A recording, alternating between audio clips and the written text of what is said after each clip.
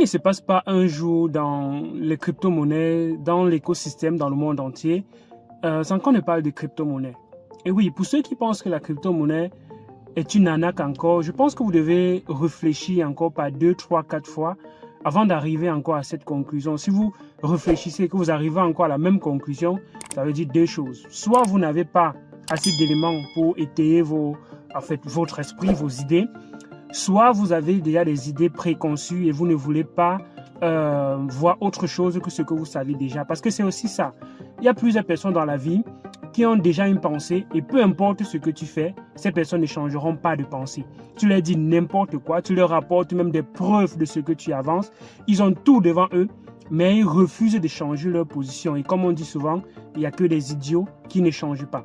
Une personne, même si elle a pris une position et que tu apportes des éléments qui sont probants et qui lui permettent en fait de voir que non, il s'est peut-être trompé, il va avoir l'honnêteté de dire ok, je me suis trompé, c'est normal, je peux me tromper et alors je peux changer également d'idée.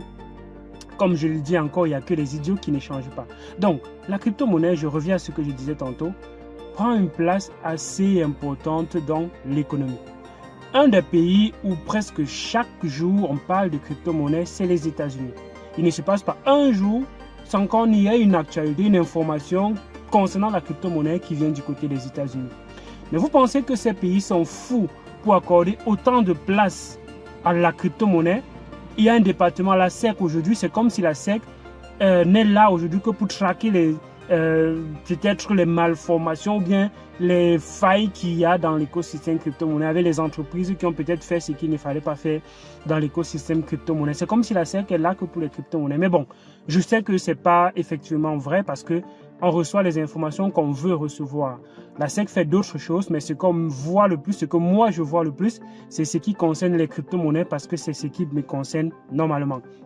Donc, la question qu'il faut se poser, c'est ces États-là accordent autant de place à la crypto-monnaie. Le Brésil, dans quelques instants, la crypto-monnaie sera en fait l'un des moyens, et même déjà l'un des moyens de paiement dans plusieurs banques. Les États comme l'Argentine ont adopté certaines crypto-monnaies, dont Tron sera une monnaie qui sera régulée de ce côté-là. Bien d'autres pays en parlent chaque jour. Mais du côté de l'Afrique, c'est un peu bouche morte. On ne voit pas beaucoup d'informations circuler dans ce sens.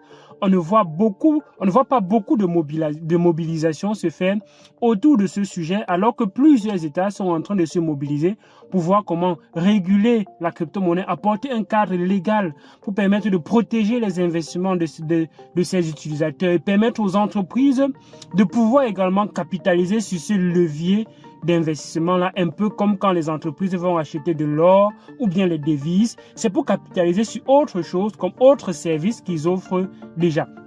Mais chez nous, c'est bouche morte, on n'en parle pas.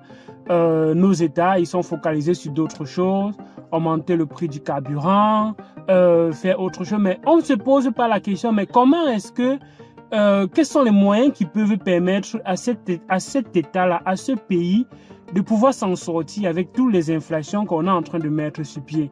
Est-ce que l'argent aujourd'hui, ça reste encore le moyen de gérer nos économies? L'argent a déjà montré ses limites. L'argent tel qu'il est conçu actuellement, a déjà montré ses limites, a déjà montré ses failles. Mais comment est-ce qu'on peut donc continuer à subir ces frasques-là sans chercher des solutions, sans pouvoir chercher des solutions? Ça veut dire en fait qu'on va obtenir les mêmes résultats. Et c'est ça en fait la folie. La folie, c'est de faire la même chose chaque fois et de vouloir les résultats différents. Donc si nos États ne font pas des choses différentes, qu'est-ce qui a changé depuis près de 50 ans dans nos États? C'est les mêmes choses. C'est les mêmes routines, c'est les mêmes emboubitements avec les détournements massifs, sans contrôle, sans système numérique où on peut tracer mais si on n'implémente pas des choses différentes, des choses nouvelles, on n'aura pas de résultats différents. Voilà pourquoi donc il est important pour nos États de comprendre l'enjeu de tout ce qui est en train de se faire dans le monde entier. Quand dans le monde entier, il y a une mobilisation autour d'un sujet, pourquoi les Africains restent toujours à la traîne?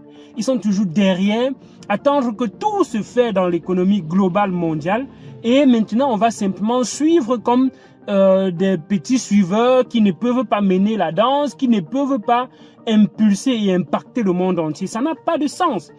Il faudrait que nos États se bougent, il faudrait que nos États se réveillent et qu'ils comprennent les enjeux très futuristes de la blockchain et des crypto-monnaies, parce qu'on sait qu'ils ont beaucoup plus, ils ont beaucoup plus peur de leur petit nombril. Ils ont peur de ce qu'ils peuvent perdre eux à leur individuel, de façon individuelle. Ils se soucient plus de leur petite personne que de se soucier de tout un peuple, de tout un État, de tout un peuple qui aujourd'hui croupit sous la misère, et pas parce qu'il n'y a pas l'argent, mais parce que l'argent va où ça ne doit pas aller. La blockchain et les crypto-monnaies, ça peut résoudre ce problème. Et ailleurs, on est en train de se bouger, on est en train de faire des choses pour permettre à cette population de pouvoir voir des choses différentes, de pouvoir faire des choses différentes et de peut-être maintenant pouvoir rêver grand. Les gens ne rêvent plus grand. Ils ne rêvent plus grand, c'est pas parce que ils ne veulent pas rêver grand. C'est parce qu'il y a très peu de chances, de possibilités pour certains de voir les choses changer. Mais si les choses ne changent pas, s'il n'y a pas de choses nouvelles, si on ne met pas un certain cadre nouveau, si on ne crée pas un certain visage nouveau, il sera très difficile de voir de nouvelles choses sortir.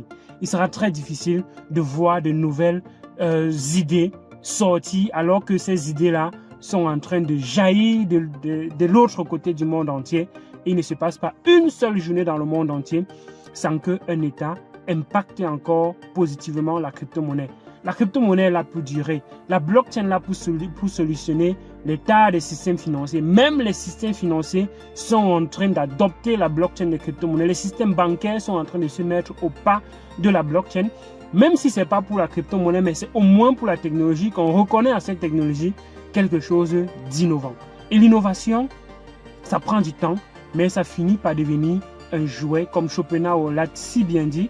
Ça passe de ridicule, dangereux, et après ça sera évident. La blockchain est donc à sa phase de dangereux, et après ça sera la phase de l'évident. Pendant combien de temps encore ça va rester dans le dangereux? Le marché qui est en train de fluctuer aujourd'hui, c'est normal parce que c'est dangereux. Il y a de la peur, il y a de la crainte, il y a du doute.